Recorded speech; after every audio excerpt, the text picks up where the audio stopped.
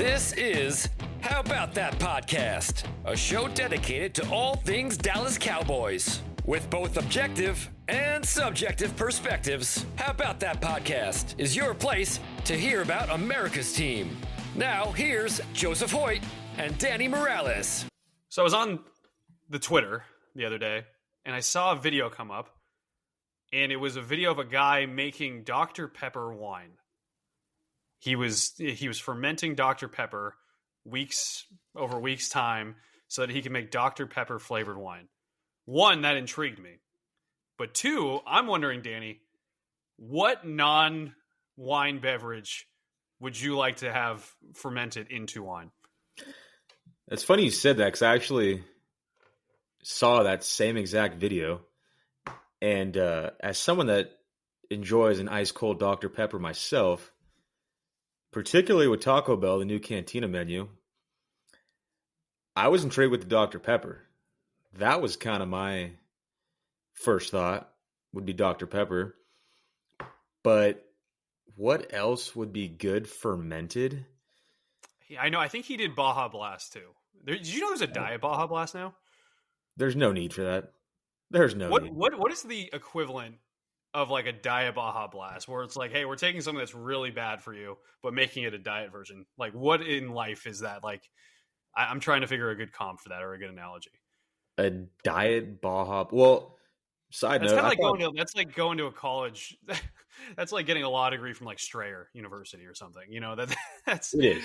I also thought Diet Cokes were much healthier because I saw these diet people on Instagram and they always drink their Diet Cokes, and I go to Europe and they don't even serve it because the aspartame is so bad for you. But anyways, different story. Coke Zero. If you want to have a healthier drink, Coke Zero. So are we doing Coke Zero wine? Is that what we're going to do next? Sure. Let's do it. All right. Maybe what if like a sherbet flavored wine? You know, let's get real weird. Sure. I'm not a sherbet guy. I like mint chip. Yeah, mint chip's really good. Joey, what's your go-to ice cream flavor? Go. Oreo. What is it? Oreo? Oreo. Cookies and cream. Sorry. Cookies and cream is the better terminology. My apologies. Cookies and cream, honestly, ideal though is scoop of cookies and cream, scoop of mint chocolate chip with chocolate chip on top. Yeah. That combo. Yeah. Grasshopper pie, I think it's sometimes referred to as. That's like the alternative name for those two combined. I've gotten ice cream from like Breyer's ice cream that's grasshopper pie. Must be an East Coast thing. Never heard of it. Yeah, no, that's not a Texas thing either. But it's funny, Danny, that you're such a Dr. Pepper fan. I swear, being a Cowboys fan and a Dr. Pepper fan, you belong in the South. I think I'm out of place sometimes. I feel like a fish out of water here. All these kombucha drinker and Niner fans around here. Have you seen how kombucha's made? Yeah, it's disgusting with the Scooby. The Scooby-Doo? They're disgusting. Is it Scooby or Scooby? I think it's Scooby. Anyway. Oh, Reggie. Oh my god, Reggie. That was Joe. I gotta give it to you. That was actually kind of good. Yeah, that was terrifying. I'm curious how that's going to be a jump scare for people. You sounded like the clown from It when he's in the gutter. I mean, they're similar. Yeah, they are. All right, we're off the rails, and we're off and running because guess what, guys? It's draft week. It's finally here. Danny, we've been talking a lot about the draft. It's so the week of the draft is always so interesting for me because I love draft buildup, but by this point I'm so over it. Like just like some of the narrative, some of the circular talking points we have, like Johnny Newton, for example, like is rising again in the draft boards. And like a few weeks ago, he was falling, and then now I feel like he's back right where we started. Like, what's on your mind now that the draft is just days away? They're probably going to hear this on Tuesday, April 23rd, 48-hour mark before the draft. What are you thinking just about the draft, the Cowboys? What's on your mind? It's just funny how everyone's rankings are so all over the map. Like, it is not an exact science. You look at someone like Kuiper has him at 81, and then McShay has him at like 181. And it's like, how do you explain such a huge discrepancy in evaluators? It's surprising, or it's almost like comical because these people are experts at their job, yet they look at the same player so differently. But I did come across something that pissed me off. I got to get it off my chest to start this thing. And I don't know if I want to believe it because draft week is all rumors and who knows what to believe. But I saw that the Eagles are interested in moving up in the draft. How far? It didn't quite say. And then I also saw a rumor that the Bears are trying to trade out of their second of 2 first-round picks since they only have 4. Seems like a logical fit that the Eagles would trade up with the Bears. And that would just be the cherry on top to the worst offseason in Cowboys history. If the Eagles come up again, Howie Roseman pulls his magic, and it's just a slap in the face to Cowboys fans. One note on that, Dan. And you've been a Cowboys fan your entire life. We've talked ad nauseum about this offseason not being up to par in terms of expectations. Do you genuinely think this is the worst offseason you've seen from as a Cowboys fan? Hands down. It's not even close. Is it because of the expectations, or is it just the lack of movement in general? Because they've had off seasons where they've had lack of movement. Right, but I think you have such a young core that's in their prime or approaching their prime. Let's just say they're in their prime, and you're not really surrounding that core with anything around them. That's the frustration because there is the expectation. It's not like we got a bunch of old, washed-up guys where the expectation is to go 500. It's like, no, if you would have added some pieces like the Eagles, like these other teams that are making moves, you could take that next step that we've never seen, or I've never seen in 30 years. That's what's frustrating for me. And the fact that they said they're going to be all in and they've done the complete opposite. One thing we're going to do once the draft is completed, and probably maybe a week or so after, or just give it a little bit of breathing time. Maybe we do it during my bachelor party when we're out there. But what would an all-in offseason actually look like? I want to talk that out and kind of look back and be like, hey, this is what they could have done, or and we can kind of examine that. But that'll be interesting. One of the things that you kind of talked about there was a little bit, or you at least hinted at, was the Dak Prescott situation. Obviously no extension, no future beyond 2024 right now. We're going to talk about that more in a second. But first, I actually didn't prep you on this, but we're going to do a little intro or a little ad read, essentially, for something we're doing here at Lone Star Live. Danny, you get texts all the time from other fans when breaking news happens, right? Yeah, I do. Yeah, and it's always just, oh my God, or did you see, or what? And then maybe sometimes you might even get a text that's like, hey, check this out. And it's like a meme, or it's like breaking news and it's actually fake information. You get those from time to time, right? Yeah. Yeah. Mm-hmm. What if you got that text, though, directly from an accurate and reputable source, directly to your phone when breaking news happens? That'd be pretty cool. That's right. And guess what? That's what we're going to be doing here at Lone Star Live with our new Subtext Dallas Cowboys campaign. What it is basically a way for fans, readers, listeners to have a texting relationship with me as I'm reporting on the ground. And it's a really cool thing. I'm really excited for it. We got all the information online. You can check that out. Or you can simply text Cowboys to 512-846-6377. That's 512-846-6377. What that will do, you can sign up there, and basically the draft is a great example for this, Danny, because the moment the Cowboys make a pick, I'm sending a mass text on this platform that's going to go directly to people's phones. Then it's going to have analysis. It's going to have a quick take on it. It's going to direct them back to Lone Star Live where they can read more. But also the cool thing is they can text me back. If they say, hey, I don't understand this pick, what do you think? I can text them directly. When that player shows up the next day for press conferences, I'm going to send a photo directly to their phones of the scene. Or I could even send maybe a video or a quote that they had. I can give instant analysis directly to their phones. So you never have to get a text from a buddy that just says, oh my God, did you see what happened? And then wonder what happened. Because guess what? The source is going directly to your phone. And then you can text your buddy, bro, I already saw it. It's kind of cool. That is pretty cool. I always have reactions to the picks for better or for worse. So it's nice to have someone to share that with. And round 1, round 2, most people stay locked in, but even myself, like, we're busy. Like rounds 5, 6, and 7, the picks start flying off the board. You don't have time to check the draft tracker. So to have those instant updates, you can just check your phone and it's right there. That's pretty cool. I like that. Yeah, we're excited about it. One the other thing too is, during the season, like, when we go to Pittsburgh, for example, and if I'm going to go try some, really good food out there, I'll take photos and be like, hey, this is where in Pittsburgh, where, a good place to eat or something like that is, go check it out, Cowboys fans. Or hey, we'll do mailbags on this podcast once the season starts. You can text your questions directly to me on that podcast, and you can be heard, or on the subtext, and you can be heard on the podcast. So all in all, basically what we're trying to do is to build a relationship with our audience. And I think this is kind of a cool asset and a cool way to do it. You don't have to, if you want Cowboys news, you don't have to scour the internet looking for it. You can just get it directly sent to you. So pretty cool. Speaking of Cowboys news, Cowboys quarterback Dak Prescott talked this past week at the Children's Cancer Fund annual gala, which he does along with Troy Aikman. Tony Romo was there. It's a really cool event that they do. But Dak was asked about his future in Dallas, which we've talked about, Danny. We know that his contract is up after this year. There's a no trade clause. There's a no tag clause. The chances of him hitting the open market seem higher than they ever did. Can't be franchise tagged like he was last time.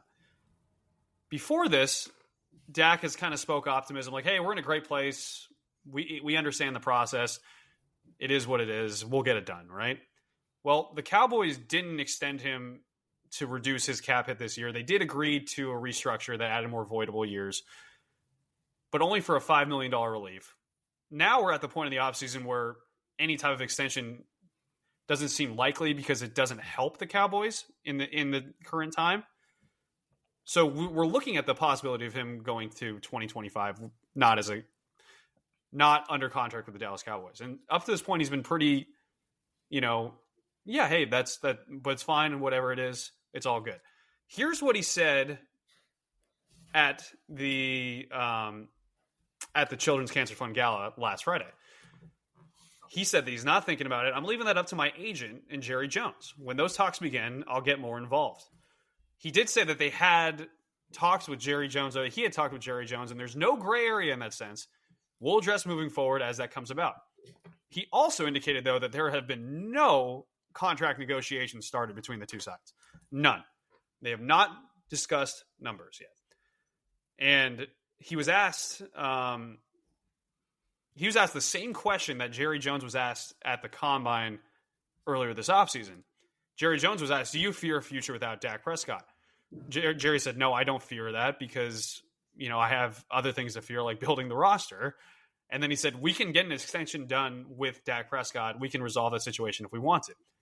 So Dak was asked the same question. He said, quote, I don't fear either situation, to be candid with you. I love to play this game to better myself as a player and my teammates around me. Right now, it's with the Dallas Cowboys. That's where I want to be. That's where I am, and that's the focus. After this season, we'll see where we are at if the future holds that. All right, Danny, that was a lot of information. TLDR, Dak's kind of switching his tone a little bit. What as a Cowboys fan, what is your reaction to kind of hearing that tone from the quarterback that is your franchise quarterback and yet is not on the roster contractually after the season as of now? It is strange to hear Dak changing his tone a little bit because, like you said, in the past, it's always been, I'm a Cowboy. We'll figure something out. It'll get done. Cowboy for life. It's all good. But it seems like things are a little different now. And to hear Jerry say that he doesn't fear a future without Dak, I do. If I do, why doesn't he? I think we all should as Cowboy fans because we've seen some bleak years, the John Kitna times and whatnot. But if he hits the open market, I think that's bad for the Cowboys because I don't see a world where Jerry is going to pay to the likes of what Kirk Cousins got. It could be a record-setting contract, and I just don't see the Cowboys extending themselves that far to do that. So it also makes me wonder what their priority is. Is it getting CeeDee Lamb locked up long term? Is it getting Dak Prescott done long term? I don't know. But I would think that Dak should be the priority of this franchise right now. And part of me wonders too, and you touched on it. Kirk Cousins just got a lot of money from the Atlanta Falcons. Joey, is it 40 or 45? Or can you look that up for Joey? What contract what the annual value is for Kirk? 45. It's 45. So Kirk Cousins, 35 years old, coming off a season-ending injury, just got a $45 million per year deal. Dak Prescott, I mean, I can't. It's hard to fathom with the cap going up again next year what exactly it's going to be. I mean, you got to start the conversation even as of now at the 50 mark per year. So that's very interesting. The other thing I wonder too, Danny, after all these years, after what Dak has given in terms of from the moment he got there as a starting quarterback, I was reminded of this. He was an MVP. He came in sixth in the MVP voting as a rookie. Yeah. He was fantastic. He obviously had the injury. The playoff record obviously is what it is, 2-5. But at the end of the day, with Dak Prescott at the helm, they're getting a chance to swing in the playoffs every single year he's healthy, which is something I think every team wants. If you're Dak Prescott and you go through all of that to be on a prove-it year this coming season, essentially, from the Cowboys, and then they want to turn around and offer you $50 million a year next year in the offseason, is that something you even want to do? I mean, are you hurt? Are you kind of like, you know what? I'm going to take more money elsewhere because I wasn't rewarded for what I did, and I was kind of put on the chopping block a little bit. Yeah, I mean, I don't know Dak on a personal level, so I can't speak too closely, but from one of his quotes, it doesn't seem like he's looking to set the market for what quarterbacks are going to make, because I think he is smart enough to know that if you're going to set the record for what a quarterback makes, you're really handcuffing your front office on what they can put around you. And he's been defined by his lack of playoff success. And so I think you have to take that into account. If he can take a little bit less, the Cowboys can build a little bit more around him. So I think he's going to be realistic in this situation, but I still don't know why it hasn't gotten done, or why the fact that if that is true, that talks haven't even begun yet. How do you explain that? What is the front office doing? That should be priority number one, not signing Royce Freeman. I don't understand what's going on here. But that's my point of the question is are you, lack of a better term, pissed off? Hey, you guys didn't commit to me. Now you want to commit to me when I have all these other teams and I can choose and go on tours of which team wants me. The one thing I'm wondering is, if he does well this offseason, or does well this season, they don't have an extension, he does hit the open market, is it a guarantee he comes back to the Cowboys if they're offering the same or similar?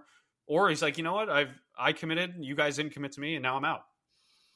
That's tough. It is almost like a slap in the face. They're not sure if he is the future. They're not sure if he is the answer, but it's pretty obvious. You take a look around the league, Dak Prescott is a top 10 quarterback. There's no ways around it. The numbers don't lie. What he's done on the field does not lie. Set aside what he's done in the playoffs, that's a different story. But I think he's proven that he is a franchise quarterback. He is good enough, given the right supporting cast, to get you to that next level. So yeah, I'd be pretty pissed off if I hadn't gotten paid yet. And if I were him, why wouldn't you entertain offers from the rest of the league? Because you saw what Kirk Cousins got. He's better. He's younger. He's healthier. Why not? You got to be selfish sometimes. Yeah, no, I think the best way to discover what your market is to literally go in the market. Sure. Yeah. So, the other thing too, just a draft thought, not even a Cowboys thought, but more of a draft thought. I had this thought the other day, every single season, there are teams that need quarterbacks high in the draft that will do a lot to get them. Every single season. Obviously, players retire, starting quarterbacks retire, but that is way outpaced by the rate in which new first-round quarterbacks are coming into the league. And it's obviously a very basic thought, but just when you think of it that way, that means just so many teams are not getting their guy, are missing on starting quarterbacks. They have to redo it. I mean, look at the Broncos right now. The Broncos today traded for Zach Wilson. Look at how long have the Jets, even with Aaron Rodgers, who played only a couple snaps last season, how long have the Jets been searching for a franchise quarterback? Someone who could be a top 10 quarterback, someone who could even give them a swing in the playoffs. I think they might have thought for a second that Mark Sanchez could have been that guy, but clearly after the butt fumble, he was never the same. So. Yeah, I mean, hey, at least I got Tyron Smith now, though, to protect on that side. But the point being, it's so hard to find quarterbacks every single year, which always blows my mind that if you have a top 10 one, that you would not continue with that. I think a good example is the 49ers with Jimmy Garoppolo, where top 15, top 18 quarterback at the time, they get close to winning a Super Bowl, but they don't do it with a stacked roster. I think that is the top 15 is like the meridian line, or is whatever the line of like, okay, do we have to make a big move or to try and get better, or are we content with where we're at? I don't think that's the case for a top 10 quarterback on your team. And which is why, to your point, it kind of befuddles me that contract negotiations with that kind of quarterback are taking such a hardball, we're not talking yet stance. I don't know what they're waiting for. Like, what have they not seen aside from the obvious, which is the playoff success, that's going to push them over the edge to get this done? There's nothing better out there. You have nothing on your roster past this year. What are we waiting for? It's not like they're going to draft one early because they got so many other glaring holes on this team. It's just been such a poorly managed offseason that there's quite a bit of lack of optimism, I guess, in Dallas these days. Which is funny because the season's going to come around and they'll probably do really well in the regular season. But the only thing that's going to change that mentality, I feel like, and correct me if I'm wrong, is playoff success, which ironically, the guy we're talking about how they should extend doesn't have that yet. So it's interesting. The funny thing too, though, Danny, just one more aside on the Dak Prescott thing, then we'll move on. Hypothetically, if they say, you know what, Dak, hit the open market, we'll offer you, but we dare you to hit the open market, and he pieces out. Mm-hmm. The options for replacements are not great next season from a veteran standpoint. Like Russell Wilson will be a free agent. Jared Goff, a free agent. Jared Goff will be a free agent as of now. Trevor Lawrence right now would be a free agent, but obviously there's franchise tag possibilities there. Justin Fields, Trey Lance, it's not a good free agent forecasted class. And the QB class as of right now isn't that great either. And the ironic thing is if Dak Prescott and the Cowboys do well enough to make the playoffs, then you're going to have to go very, very, very, very far in the draft to trade up and go get his replacement if you wanted it. Ironically. Yeah. But to your point about the free agent class coming up next year, none of those guys are better than Dak Prescott. You put Jared Goff in the same offense, I don't think they go any farther than they did last year. Russell Wilson, I don't even know if they make the playoffs. So he's clearly the answer. We just got to get this done. And the thought of starting over with a rookie quarterback that we don't know, let's hope that never happens, is scary because the core of this team is in their prime. So you can't do a rebuild with so much of your team in their prime. It just doesn't work. Dak's your guy. Get it done. And then the funny thing about all this all-in stuff too, because now I think we've assessed that the all-in is hey, if they don't go to where they need to go, then we lost all our chips. Then we're gonna go back to the we're gonna be like Danny at a blackjack table, lose, and then go back and get more chips because then we got to get new chips. So it's just that part of it, I think is something worth talking about. And to your point, get the deal done, right? And let's be honest, likely they'll probably find a way to get a Dak extension done. It'll probably be, he has all the leverage. So if it gets a deal done, it's probably going to be very favorable to him. So likely that'll happen. But it's getting to the point where we have to discuss what if. God, you left me speechless there for a second. The thought of it being anyone but Dak, the fact that the front office let the Cowboys get in this situation, we're even discussing this, is baffling. It's disgusting. That's what it is. It hurts you, huh? It does. Does that hurt you more than the Eagles trading up to 9 and getting Terry and Arnold? Would you trade up for 9 for Terry and Arnold? If they would. He was a top 10 or a top 10 player now in DJ's top 150 that he released today. If they do that, I could care less. But if they go out there and secure like a Malik Neighbors or something like that, I would turn the TV off and say, see you in 2025. I'm out of here. What if they traded up for Ladd McConkey? I will buy a Ladd McConkey Eagles jersey. I saw he was actually cylinder is getting out of hand. I mean, Joe, you are a Ladd McConk guy. You love the Ladd. You're the driver of the Ladd McConkey train. The conductor. Actually, that's what that term actually is. You're driving that train. You the hype mobile. That's you. You love Ladd McConkey. Yeah. I actually saw he was medically red flagged for back and shoulder or something like that. But maybe he does actually fall past Xavier Worthy now like he should. Joey's just waiting until, one, Ladd McConkey goes higher than we expect, and then two, until Ladd McConkey gets a Pro Bowl in his first season, and he's just gonna be like, "Told you." Would you two say you'd both be surprised if McConkey was taken in the first round? If he was tooketh? No, if he was tooketh in the first round, we would not be surprised. No, if the train driver Ladd McConkey went in the first round, I would not be surprised. If he, for me, Danny, it's top 23. If he's a top 23 pick, if the Cowboys are on the clock at 24 and Ladd McConkey's gone, I'm surprised. Talk about a worst case scenario if the Cowboys take Ladd McConkey at 24. Why? Why is that worst case scenario? I would become a Houston Texans fan if that happens. I'm crossing the state. I'm going to Houston. It's happening. Danny, who in your opinion, all time, because you've been a big Cowboys fan forever, who was the most oh my gosh, I hate this pick guy that ended up being really good for you? Tyler Smith. Tyler Smith last year. There was so much pre-draft, I don't know the right word, hype or speculation that the Cowboys were interested in Tyler Smith at, what they have last year, pick 26, 24? 24. They was 24 too. Yeah.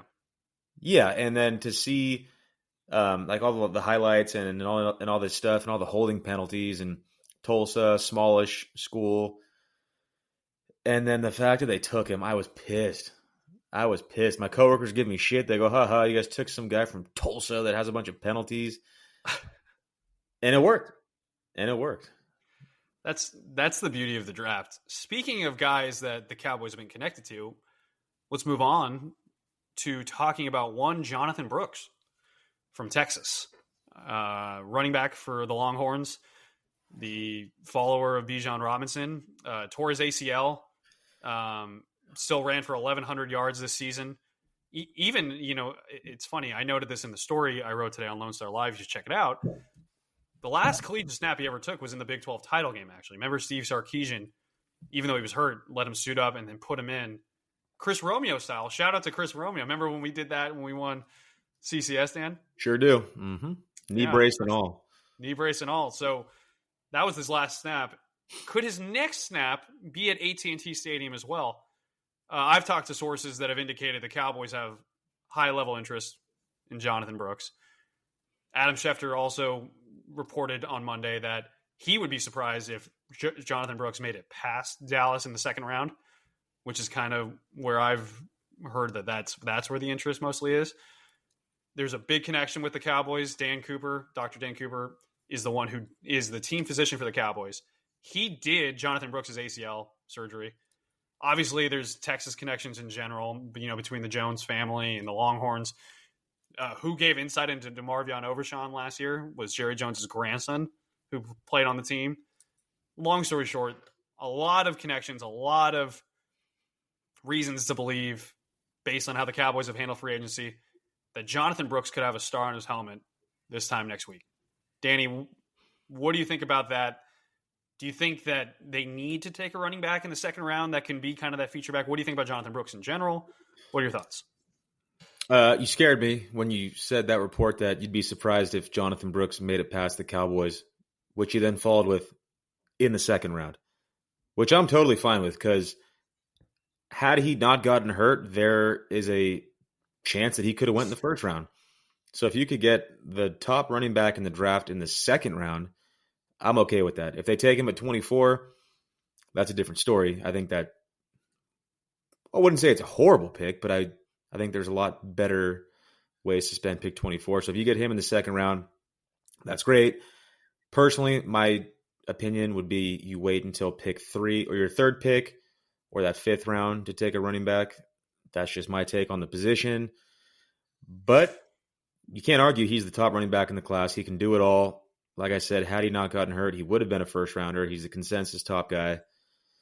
So if he comes to the Cowboys in the second round, I'm okay with it. I think he adds an element to this offense that we have been sorely missing since prime Ezekiel Elliott. Yeah, and it kind of got me thinking a little bit about last season. To your point, Zeke was gone for the first time.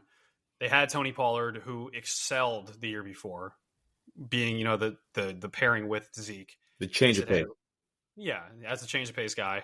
You be the feature guy now. Also, obviously coming off a broken leg and sprained ankle. I mean, that was a horrific injury. And I think if you watch Tony Pollard early season last year versus late season, there was a difference in terms of just comfortability and speed. Yeah. But it's interesting that, to your point, the first season they don't have either Zeke or Tony Pollard is now this season in a long time, and they don't have a feature back right now. We've talked about, I like Rico Dowdle. I do like Royce Freeman's potential to be a just short yardage, go get that 1 yard goal line kind of back, just north and south. We need someone to come in or block and pass pro, but they don't have a feature back right now. And Jonathan Brooks is a guy. I saw an NFL.com scouting report. They comped him to Jamal Charles, which Joey loves comps, by the way. So this is kind of the episode where we're giving Joey crap, by the way. It's great. It seems to be. Comps are. We'll get into it later with the chase for the rose, but you know how I feel about comps. Yeah, but Danny, the feature running back who can do a lot of things, and I think my biggest takeaway for Jonathan Brooks is if you watch him with what he does at the second level. I think a lot of guys, hey, good O-line, you can break through. And it's hard to make guys in a little phone booth inside that, tackle to tackle box at the second level, make guys miss when there's another dude like right there next to you waiting to tackle you. He's really good and elusive at that point.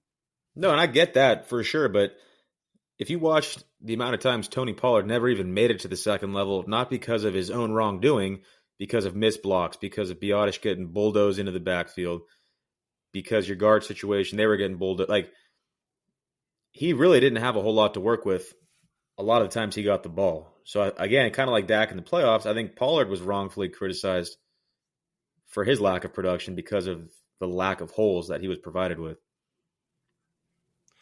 If there was only one option here, okay, you had two guys who were equally really, really good run blocking and like pretty good pass pro, but really good run blockers. You had only one pick to make. Would you rather take the guy at center or left tackle? Just curious from a run blocking perspective. It's hard to answer that question because it's deeper because, like we talked about before, it's what is your best 5? Yeah. So without knowing who else is there, I don't know, but I think a good center is more impactful in the run game because you can always run. That's kind of the point I'm making. You can hide a bad run blocking left tackle. You can run away from him. You can ask him to just get to the second level to cut guys off. That's a little bit easier. But if you have a center that's constantly on ice skates, your run game's going nowhere. Yeah, so interior. Yeah, give me the interior. The interior design. Another note, Patrick Paul from Houston visiting did visit the Cowboys. That was one that wasn't previously really reported. ML Football, I believe, is the one who broke that. I can confirm that. So Patrick Paul is kind of interesting as a potential second round, maybe first round. He was telling people that he's going to go in the first round, which, we'll see. You never know. One thing about Patrick Paul, number 1 PFF pass blocking prospect in the draft in the country last season. Maybe he could be this year's Cole Strange. Isn't that right, Joey? Cole Strange didn't have that accolade at all. Cole Strange was strange. Patrick Paul, at least, is a projected second-round pick. Don't get me started on Cole Strange. That was kind of a strange pick. Anyways. Yeah, safe to say he lived up to the name.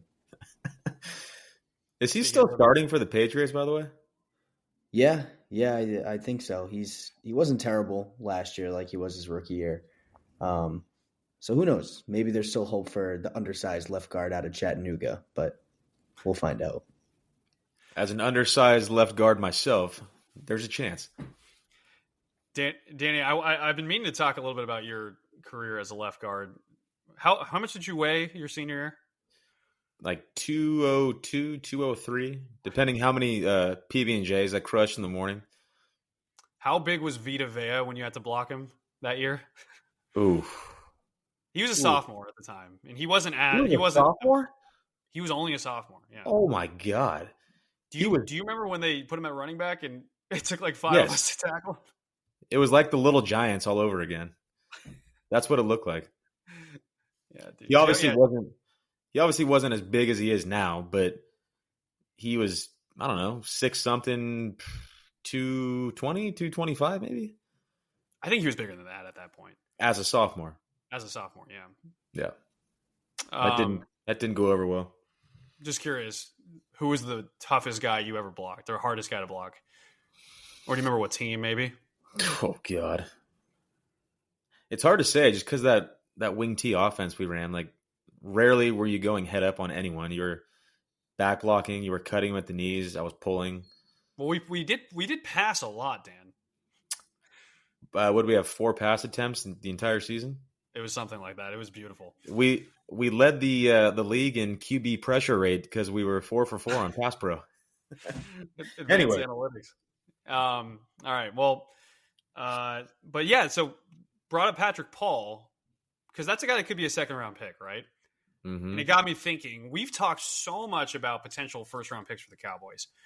We have not talked a lot about potential second, third, fourth, fifth, sixth, or seventh-round picks.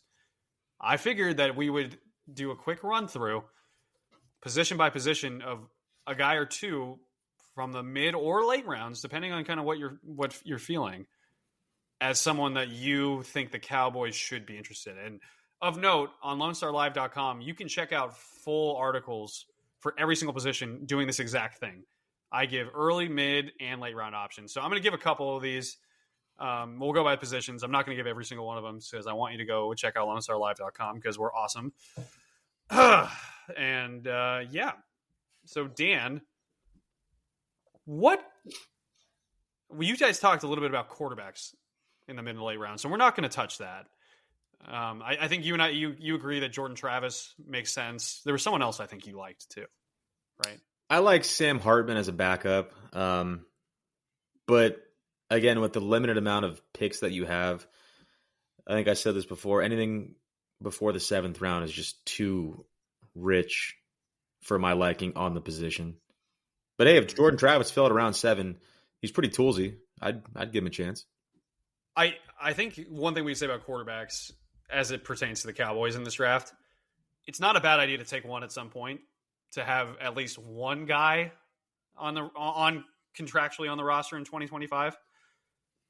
But it's also not, if they don't, it's not the biggest problem in the world for them. No. Negative. All right. Let's move to some running back prospects, though. We already talked about Jonathan Brooks as a potential second-round pick for the Cowboys. Mm-hmm. Danny, is there another running back that caught your eye, mid or late round that you want to talk about? I will preface with my favorite running back in the draft is not Jonathan Brooks this year, although he is consensus the best. I just think need-wise, I wouldn't go second round. I would wait till the third. And someone that I think realistically could fall to the third, not having a fourth makes it tough because I don't see him making it to the fifth, would be Tennessee's Jalen Wright. He is kind of that home run hitter that can do it all. He's gotten the workload. He's gotten the production. He's done it in the SEC. He's done it in the best conference in all of college football. And he brings that every down back, that workhorse that Dallas needs. And like I said, he's one block away from hitting a home run, which Dallas has not had because I don't think Zeke, towards his later years, ever had that speed. And I think he does a little more than what Tony Pollard brought for us. So he would be – Go ahead. He'd be my favorite pick if he's there in round 3. Dream scenario, they go Jalen Wright round 3. When was the last time Dallas had just a absolute home run hitting speed back? Lance Dunbar. No, I'm just kidding. Felix Jones? Felix Jones, I guess. But even, I don't know. Jalen Wright is not Felix Jones. He's way, way better than what Felix Jones ever brought to Dallas. In terms of, or he has more speed for sure. He's got more speed. Yeah.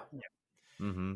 I think Jalen Wright's speed too. I think that pairs well with the Rico Royce / Deuce. I think that's something they could use. Is speed like that in the backfield. Which brings me to the guy that I like in the second, third. We're talking mid. There's a couple guys I like. I think. Honestly, Louisville's Isaac Guerendo is really intriguing to me. This is a guy that, just as Jonathan Brooks, averaged 6.1 yards per carry last year. He also ran a 4.33 40-yard dash speed, had a vertical jump of 41.5 inches, and broad jumped 10 feet 9 inches. Spoiler alert, that's pretty good for a guy in terms of athleticism. The thing to note about him, he also was the change of pace guy at Louisville. They had Jawar Jordan as well. So if you're searching for the next feature back for the Dallas Cowboys, that's going to be a do-it-all guy. I don't know if Isaac Guerendo is the pick. But if you want to pair someone with Rico Dowdle and Royce Freeman and get something that the Cowboys don't have, and you can't get Jalen Wright, I think Isaac Guerendo could be a good option. Yeah, not bad. I've heard recently he's moving up a lot of drop boards. So he's similar build to Jonathan Brooks. He's 6 foot 220 and runs and moves like that. It'll be interesting to see how the position is valued this year in the draft and how far running backs do slide, because I think the fourth round is that sweet spot for the position. And unfortunately, due to the Trey Lance trade, the Cowboys don't have a pick in the fourth round. So to that, I think a dream scenario would be to trade back to the back half of that first round, like in the 30s, to pick up a fourth, which is where you'd get your running back. Ideally, probably not going to happen. So you might have to reach on a running back. But if you like someone, go and get them. Yeah, why not? Quick aside, Zach Wilson's comp, I believe the compensation, not comp in terms of comparing, was not a lot for Denver to acquire Zach Wilson from the Jets. I think they just, correct me if I'm wrong, guys, I think they just did a pick swap between like 6th and 7th or something like that, or there wasn't a lot given up anyways. The reason I say that is you brought up the Trey Lance trade and getting rid of a 4th round pick.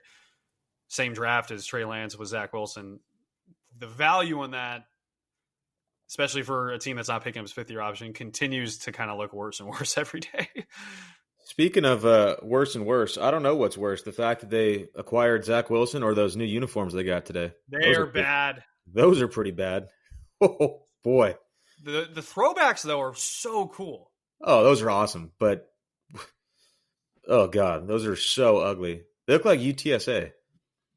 They look like every other create a uniform from Madden that's been coming out recently. I swear. Like, even the Jets, even the Jets' new uniforms are, like, pretty, like, so someone in charge is at Nike's making a lot of these decisions, I feel like. Sorry. Yeah, go ahead. Yeah. No, I was going to say, with all these, like, over the years, all these teams come out with these new uniforms, whether it's Tampa, Arizona, whoever, but the Cowboys remain consistent with those classics and they never change. But then you see a team like Denver try and change in how they just completely whiff on it makes me glad that Dallas hasn't changed because it works. It's classic. So stick with it.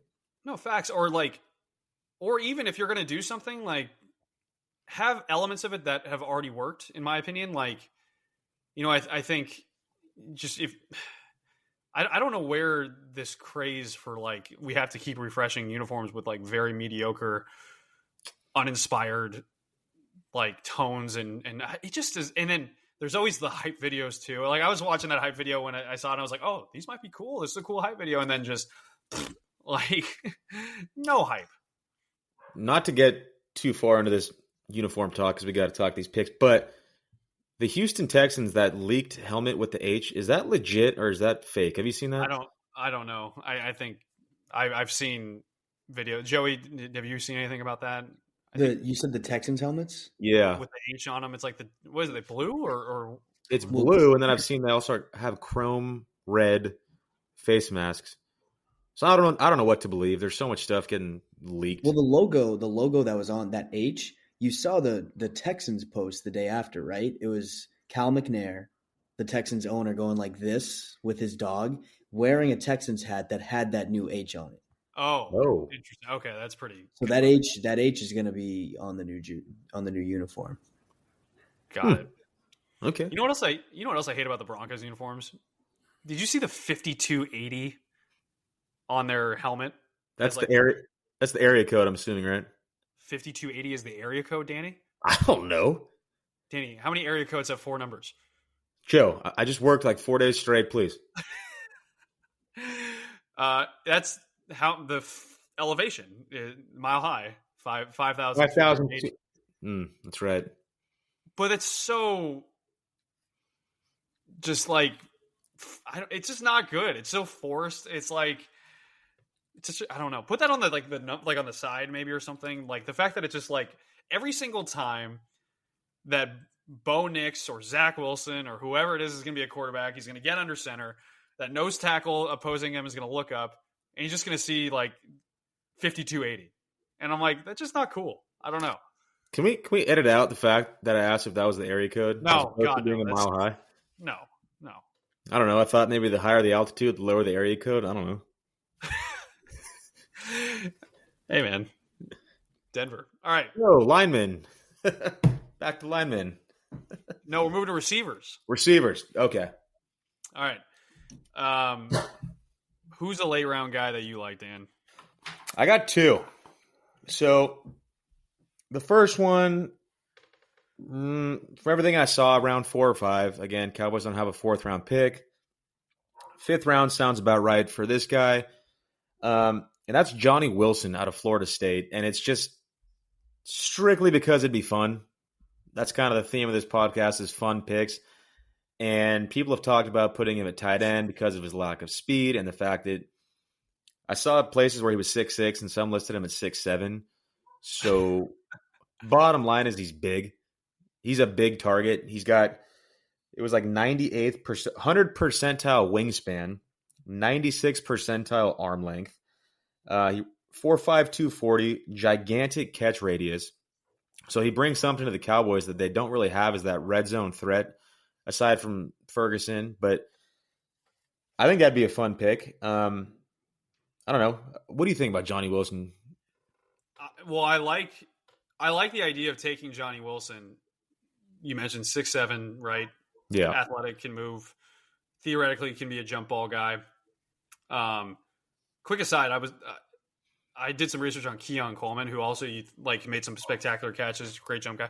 Yeah. Wild that his contested catch rate actually is not that high. Long story short. Johnny Wilson or for Keon Coleman. That's probably confusing, but that was I was like, oh wow, I thought it'd be higher than that. It was 33%. But Johnny Wilson's that's another reason he's not regarded as being a high round pick is his contested catch rate wasn't all that great. And I don't think he really knows how to use his body yet. And which is interesting. And that's a great potential versus actuality right now. Right. And I still think he's learning to use his body. If you look at his 2 years at Arizona State prior to coming to Florida State, his production was next to nothing. And he's elevated his game every year. So who knows what the ceiling could be. I don't know how many 6'7" receivers running 4.52 40s have succeeded in the NFL, but it could be a fun project. Well, so the reason you like Johnny Wilson is the same reason why I like Jared Wiley, the tight end from TCU. It's the same thing. We're 6'6", 6'7", 4'5", athletic, can be that jump ball guy. You don't need him to be much else, to be honest with you. So I think that those two, it's funny. One's a receiver, one's a tight end. I think they're the same type of prospect, even though I think Jared has potential to be more of a blocker. Not yet. He could learn to be a better blocker, but also the Cowboys wouldn't need him to be on that staff. But anyways, I just thought it was funny that Florida State's receiver Johnny Wilson was bigger than their tight end Jaheim Bell. Just interesting side note, but I like Jaheim Bell too, by the way. You know who I really like at tight end is the guy from Iowa, Eric All. Tight end you, man. Anyways, we won't talk about tight ends because we just touched on it a little bit. Some guys there. You said there was another receiver you like, though. Johnny Wilson and who? I think you are also on the same page as me here. That would be Josh Cephas from UTSA. I looked at your list, and then I looked at my list, and we both had Josh Cephas on there. And it's hard to explain why I like him or what he does that really jumps off the page. He's just a productive college receiver, 6'2", 185, 89 catches for a little over 1,000 yards, but he's a touchdown machine. 10 touchdowns last year. The guy just gets open. He's just one of those guys. He runs great routes. You could put him in the slot. He could be a long-time NFL player. May never be a star, but he's someone you can always count on. I'm such a big Josh Cephas fan. And I'm not a scout, don't get me wrong. But I've been around football a long time. I've played it. I can at least – I think that my ability to be like, oh, there's kind of something about this guy is usually not like completely wrong. Yep. And there's something about watching Josh Cephas. I watched him at the East-West spring game practices. He's very fluid. And the thing you said that nothing really jumps off the page is because nothing does aside from production. I mean, he ran a 4.58 40. I think he only had like a 32.5-inch vert.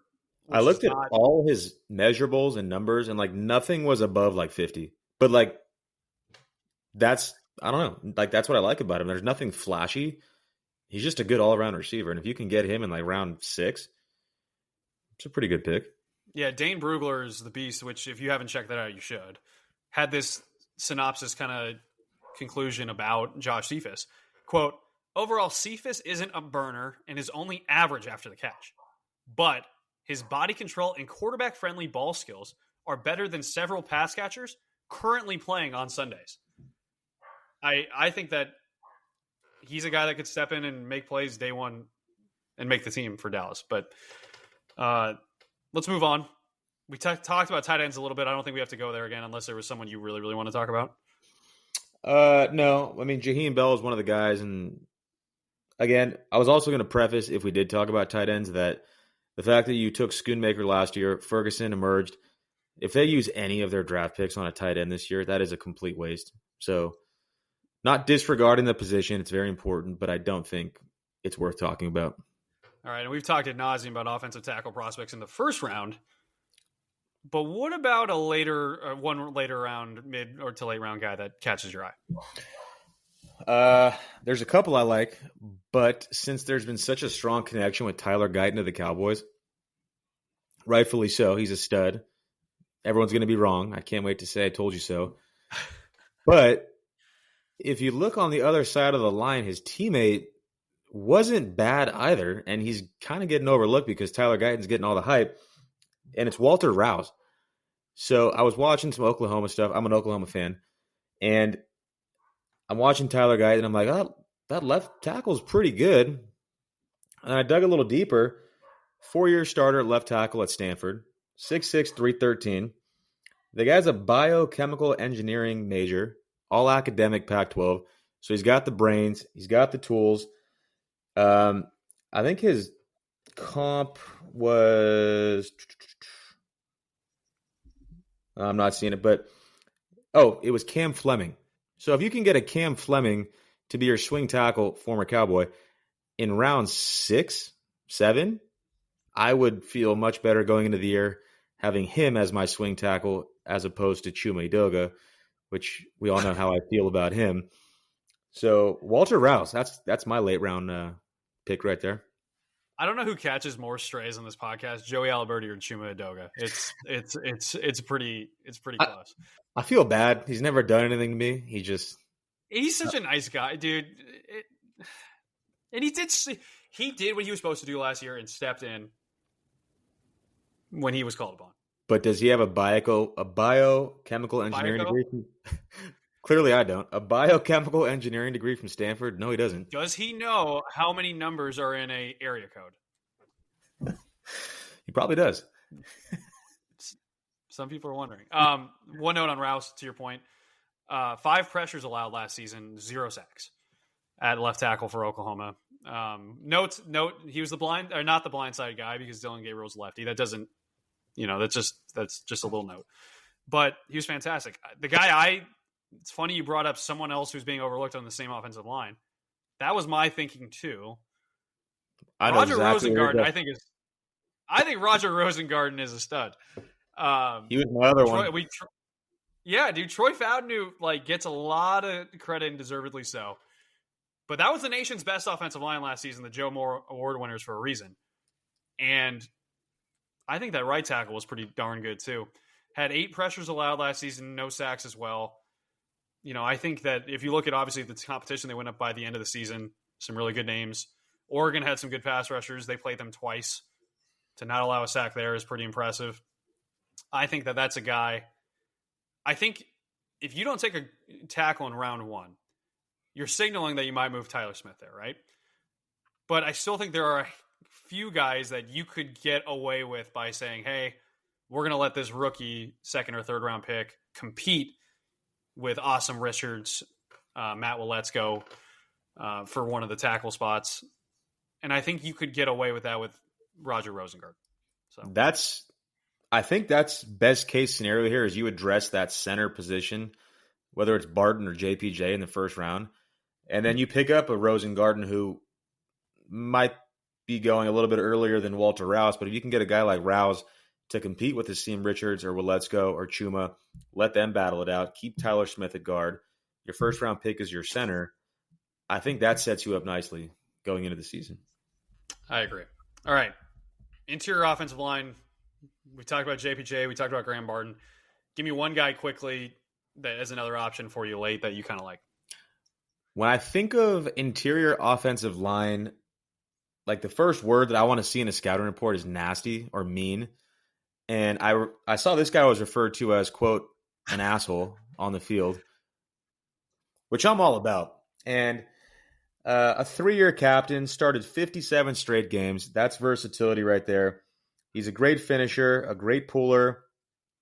He had the 2nd best athletic score at the Combine. At 6'5", 315, that's Mason McCormick from South Dakota State. Mason McCormick. The only problem is he's a guard, not a center. So exactly how you'd work that out with Tyler Smith, not sure. But if you can get a good football player on your team, you do it. And I'm seeing him getting mocked round 5, round 6. So shout out to South Dakota State for a second. They might have 4 guys get drafted. They got some players there. Studs. Shout out to South Dakota, man. Mm-hmm. The Jackrabbits are doing something right there. I like him a lot too. The other guy I think we've already seen in terms of centers, they did with Tyler Biadasz. You can find a starting caliber center later in the draft. You don't have to use a first round pick. One guy I think that could come in and play pretty darn well immediately is Matt Lee from Miami, Florida. Is a guy all offensive linemen in this draft class. He was top 11, I believe, in pass blocking, PFF grade. No sacks allowed. I don't think he necessarily has the nastiness in the run game that you may, if you're wanting to improve the run game, you may be searching for in terms of just his overall viciousness there. At the end of the day, they're football players. A lot of them are nasty, but I think that that's a guy that could come in and compete for a starting job day one as well, which they might end up doing if they're not taking JPJ or Graham Barton. I find it hard to believe that whoever they take would not just be in a competition rather than just handed a job at center. And obviously, even if they took JPJ, they'd still compete, quote unquote. But you're not using a first round pick on a center to not have them eventually start. So, Yeah, one other name I want to throw out there is Drake Nugent. I think you had him on your list as well. Someone you could probably get in the 7th round. Former All-State shot putter, so very explosive. All right, let's move on to edge rushers. A lot of guys we think that we like that could be available at 24. Not a need, but would be an interesting thing for them. I'll give you one really quick of a mid-round guy that seems to be really rising. Houston Christian's Jalix Hunt. He's another guy that you kind of watch at the combine and you're like, man, like all the tools are there. Like, why is this guy not being talked about more? And then eventually the draft process kind of comes around. It's like, oh shoot, this guy can play. Very athletic guy from Houston Christian. Daniel Jeremiah in his latest top 150, in his final top 150, he had Jalix Hunt as the number 64 overall prospect. Or, so that's 2nd round potential right there. So that fascinated me. I think that's a guy. Cowboys want to keep another dude in Texas. Go for it with Jalix Hunt.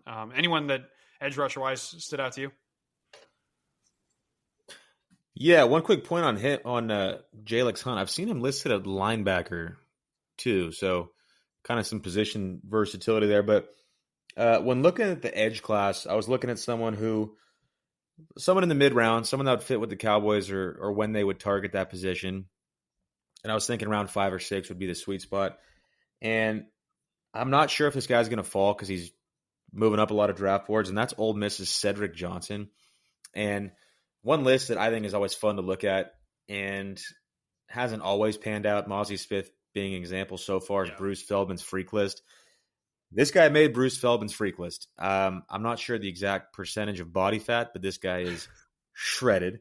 6'3", 260, wins with speed, 5.5 sacks, 34 pressures, a 4.6 330, 93rd percentile vert, and he did it for 4 years at Ole Miss. So he's going against NFL caliber tackles every single game. And to produce for 4 years straight, we've seen him do it. He wins with speed. He wins with power. He's very toolsy. I think that's someone that you could take a flyer on in round 5, and he could come in and compete with the Sam Williams for that starting spot. I think it's interesting and it's telling when there's guys that you find or you look at, you watch, whatever it is, in whatever capacity, if you're just a fan, if you're a scout, whatever it is.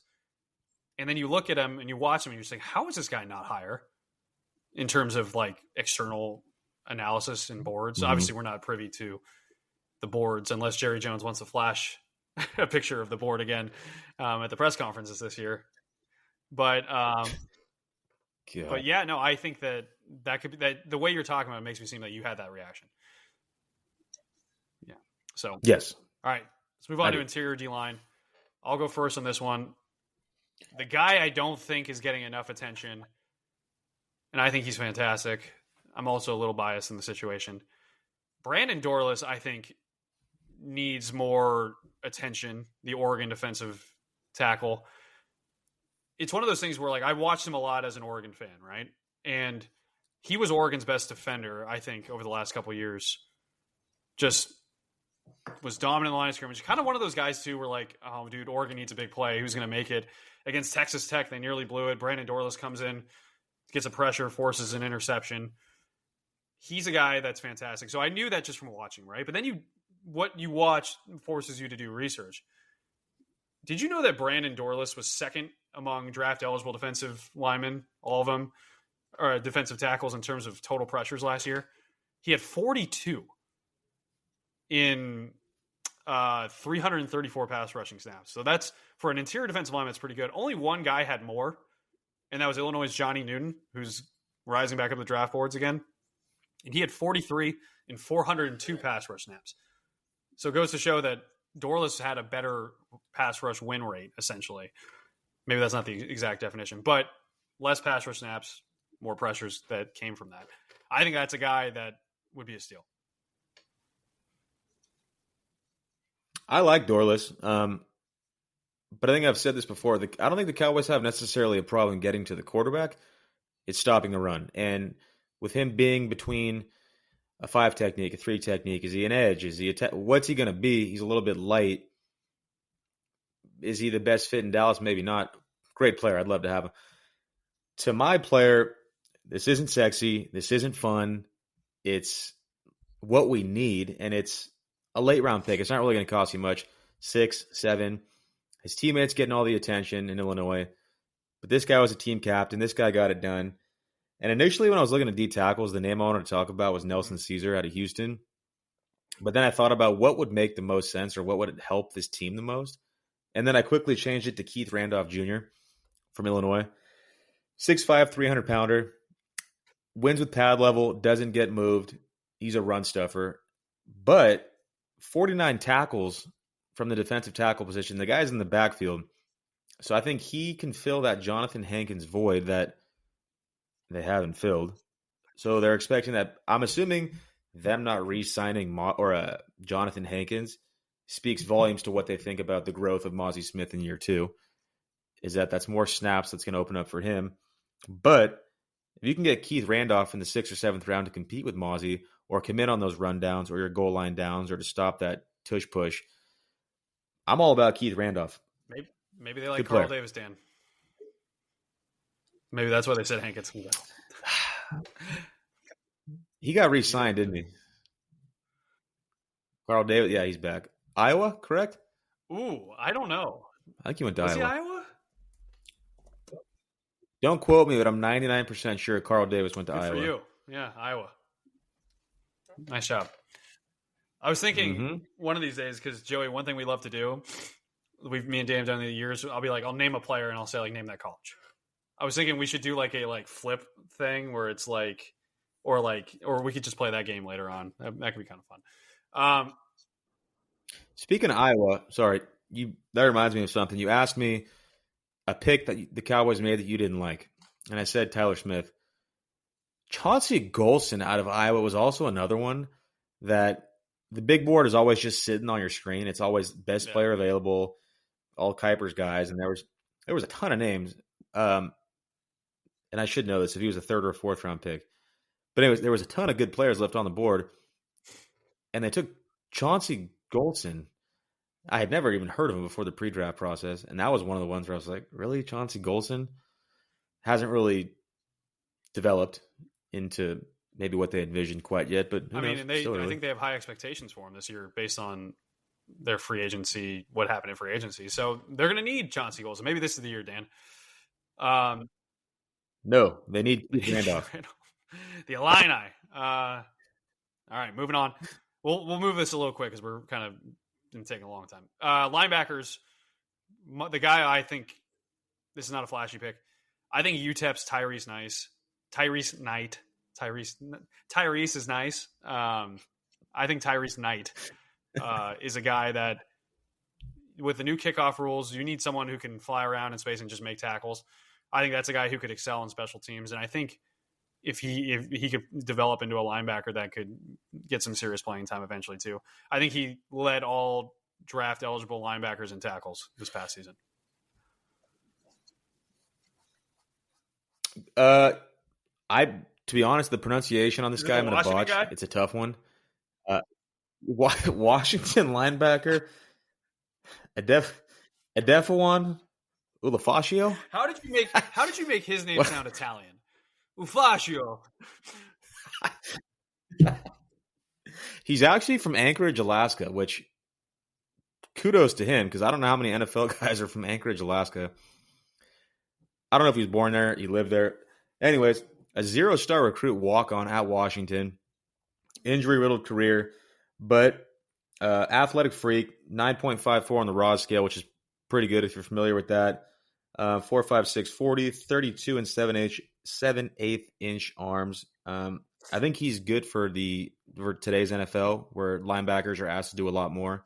He can cover, he can stop the run, and he's probably not going to cost you anything more than like a 5th or 6th round. So he's a guy I like. He's another guy that I watched a lot just because they played Oregon.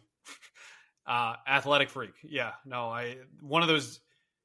I think even if someone pops out on the TV copy when you're watching a game on TV and they pop off the screen, you're like, whoa, like I didn't even know about this guy. That kind of sticks with you. And that's a guy that even just watching TV, even plays where he didn't make tackles, I was like, man, that guy can move. Who is that? And he's a player.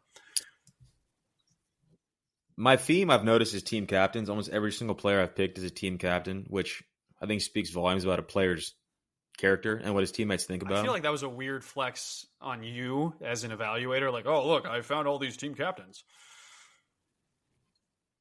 It was a total coincidence. All right.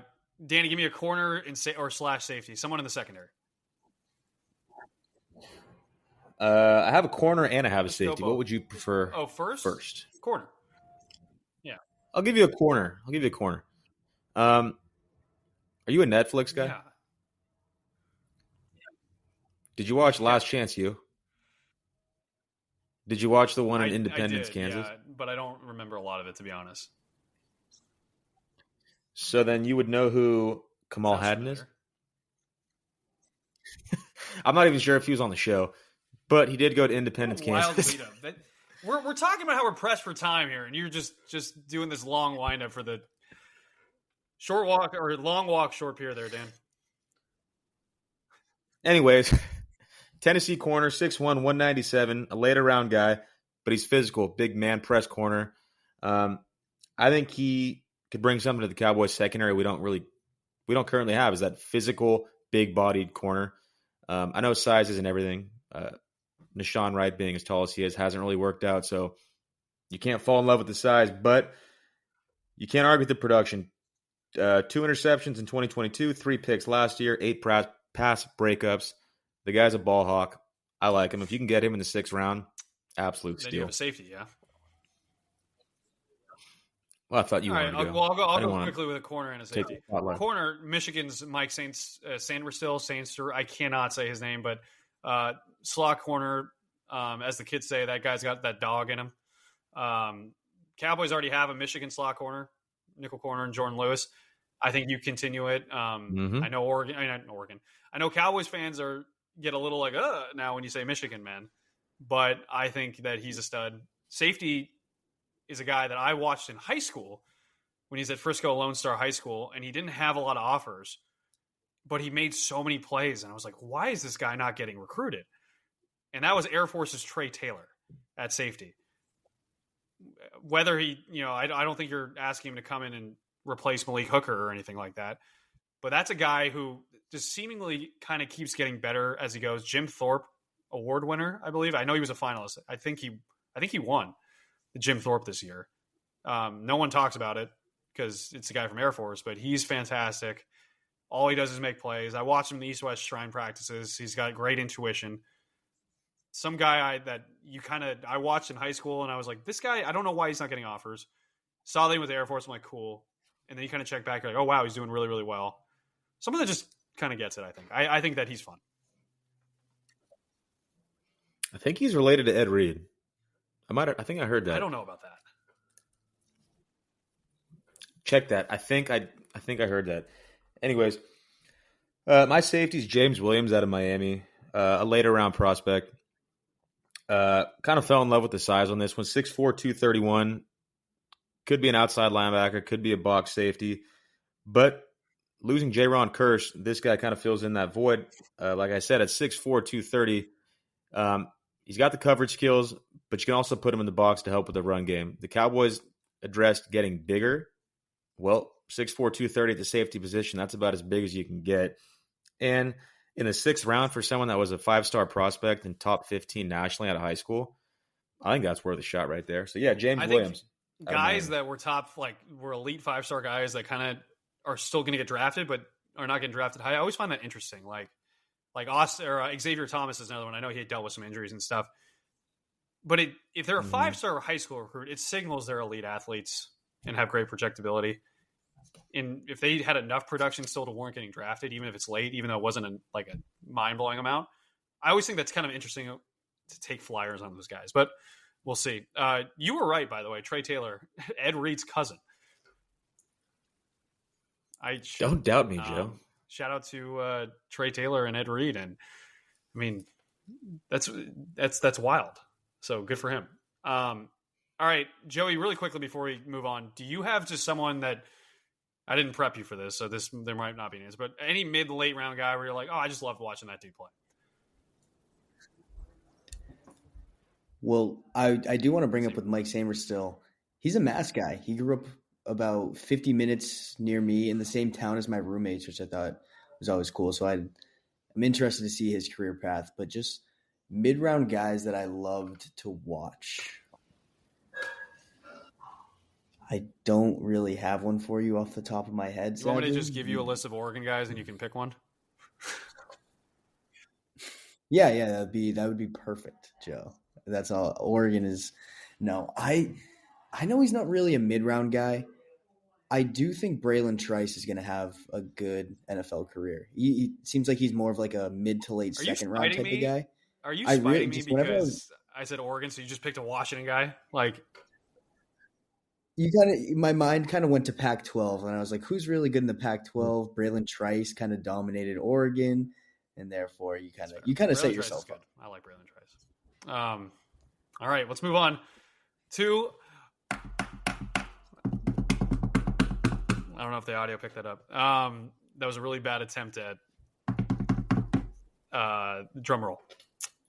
Let's move on to the Chase for the Rose finale. Danny, it's down to 2. 2 go in, 1 comes out. They're Highlander. There can only be one person getting our draft crush Rose, and we have 2 options. Offensive tackle Taliese Fuaga from Oregon State. We've talked a lot about all these guys.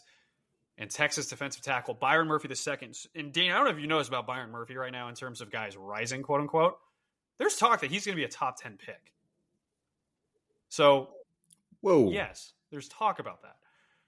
That he could be the first defender off the board. So, to Atlanta's the thought right now, I guess. Anyways, but let's dive in. Chase for the Rose. Danny, I'm going to let you take the first swing here. We'll make this kind of quick because it's the finale. There's only 2 guys, and we've talked a lot about these 2. But who's getting your Rose? Who's your draft crush for the Cowboys at 24? After seeing all these prospects go up and down boards and seeing all these mock drafts, and with these being the 2 guys left, it seems like we're 2 guys chasing girls that are just way out of our league. We're shooting for the stars because these guys are not going to be there at 24. That's pretty clear. But it would be nice. We can always dream. Dallas isn't trading up. They might, but anyways, I still think the positional need is too much. Fuaga's a road grader. He brings that nastiness. And the more I looked at the defensive tackle position, is there a Byron Murphy in the later rounds? No. But are there good options that I would feel okay about being rotational pieces? Yes. Are there left tackles like Fuaga? There's not.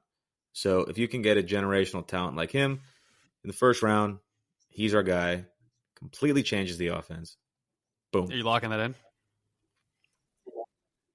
Oh, it's locked in. You hear that, though? You don't hear that creaking from the distant forest where within the trees lies one 3-eyed raven who will have to make a break of tie because I'm going with Byron Murphy. This whole exercise has been about draft crush, right?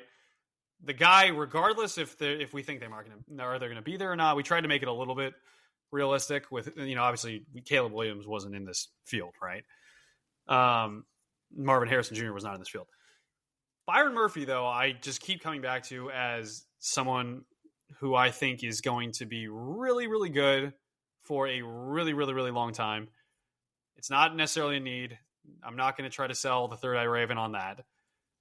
But I think if we're talking about who do we find as the best player I think that could be at 24 in this draft exercise, give me Byron Murphy II.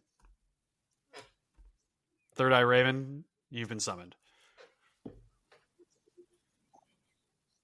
Well, I'm going to use this power of this decision to first completely disregard this matchup and see something that I just saw while you two were talking. Peter Schrager made a report that Ladd McConkey, there's a chance that he's the 4th wide receiver taken in this draft. He could be imagine if he's the fourth, taken before Brian Thomas, taken before A.D. Mitchell, taken before Xavier this is Worthy, taken ridiculous. before all of them. This is the biggest. This is the I just had to biggest put it out there. abuse of power seen on a podcast in quite some time. You use your third eye, the responsibility of breaking ties to push your Lad McConkey agenda. You should be ashamed of yourself. Yeah, I do. Because I'm not alone in my thought. You two and Mara and Jacob, I guess, because he tweeted at me saying worst case scenario for the Chiefs. You two are, I think, maybe in the minority of thinking at this point in terms of how Lad McConkey is perceived. And I feel like I'm given this label as like crazy Lad McConkey guy, whereas I think it should be the other way around. I think, Danny, talk some sense into this guy. What if I told you Josh Cephas will have a longer NFL career than Lad McConkey? How about that? How about that? Well, start laughing. All right, hold on. No, we've talked enough about this Lad McConkey thing not to have some sort of bet. So, Marvin Harrison, Rome Odunze, Malik Neighbors, Brian Thomas. Just those three. Joey, what are you willing to bet that I'm saying he's not going to be the fourth receiver taken? Shoot, I don't think he'll be the fifth receiver taken. He's not going night one. No, he's going. He's going night one, Dan. I'm not confident in that. But Joey, what are you willing I'm to not bet? confident. What are you willing to bet that he's the fourth receiver taken? The fourth. What about fifth? I'm not confident in that. What about fifth? What? After Lad or after Brian Thomas? Maybe a friendly $5, friendly $10. We gotta. Well, no, you're gonna have to do something, or one of us is gonna have to do something. Yeah, no, we gotta. Danny, any ideas? I'll have to think of something because it's not going to happen. So he'll be doing paying up on that for sure. Yeah, we'll figure it out. Anyways, okay, Third Eye Raven, Lad McConkey, agenda driver, hype train abuser. Yes, your job.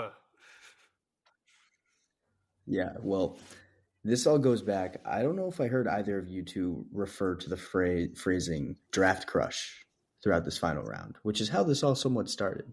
Started with the I said it. I already said it. And that's what it's all about. You did? Okay. I'm sorry. I didn't hear that then. Well, anyways, to keep it short and sweet, I think the winner of winners, the one who deserves the ultimate rose, is Byron Murphy. And that's not because I think Fuaga is a bad player whatsoever. He's one of, if not my favorite offensive lineman in this draft class, just his nastiness and everything like that. But Byron Murphy has potential to be an elite disruptor on the inside, and I think he'd be perfect for what the Cowboys need. And Danny's face is making me laugh. Is that why they don't want comparisons to Aaron Donald? The comparisons to Aaron Donald are silly. So because no one is ever going to amount to what he did, and if anyone does, you know how the saying. Yeah, you know what the saying goes, Joey? If you chase Aaron Donald, you'll land on Byron Murphy. Is that so? Byron Murphy's the moon. Byron Murphy's the moon, and Aaron Donald is the stars. Is this why they're not going to extend Dak Prescott because he's not going to live past this year because he's going to get killed having no one to protect his blind side? This is so stupid. What are we doing? Draft crush, Dan. Yeah, I think the Cowboys would better benefit by getting Byron Murphy than Fuaga, and that could be crazy to say because Dak Prescott protection and whatnot, but you saw how the end of that regular season went, and obviously in the playoff game, they need help on defense. They have great players, but they need help. All right, Danny. All right.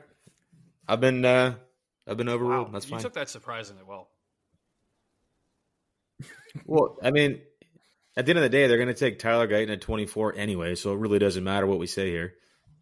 Another thing I saw, I don't remember if it was by Schrager or Albert Breer, but I guess one of them had been hearing a good amount of information that with Graham Barton's connection to the Cowboys, which is I think interesting.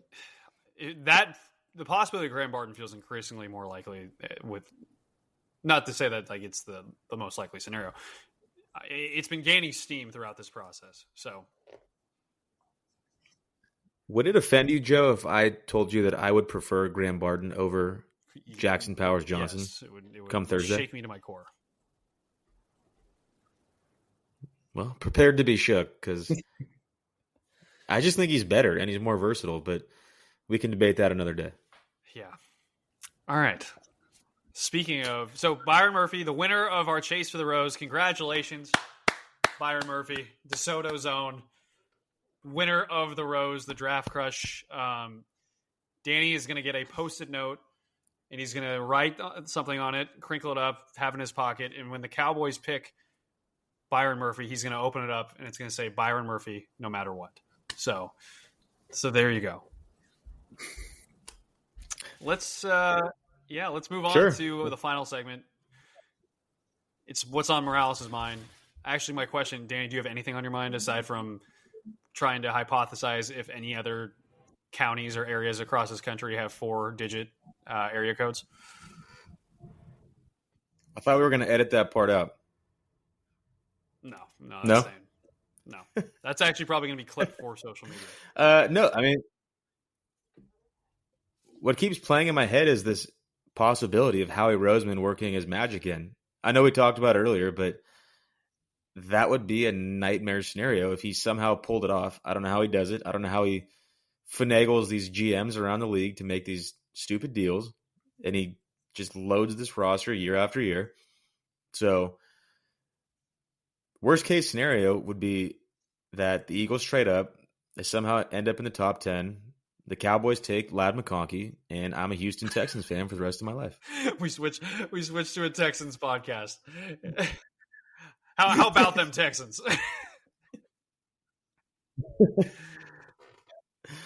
That would be the worst case scenario. Well, Danny, quick question: What are your watching plans for the draft? Are you working or you will be at work? I'll be at work. Danny, you know how you can find out who the Cowboys select? You can sign up for Joe, our tell me. subtext Cowboys text campaign by texting 512-846-6377, texting Cowboys to that, and you'll get text from me with updates from the draft and analysis right to your phone. You're not going to have to worry about some other firefighter coming in and be like, hey, I heard they took blah, blah, blah, blah, blah. You'd be like, no, they didn't. They took bam. And I can tell you because Joseph Hoyt's on the ground at Cowboys facility letting me know. Yeah. Are you going to be at the Star? All weekend.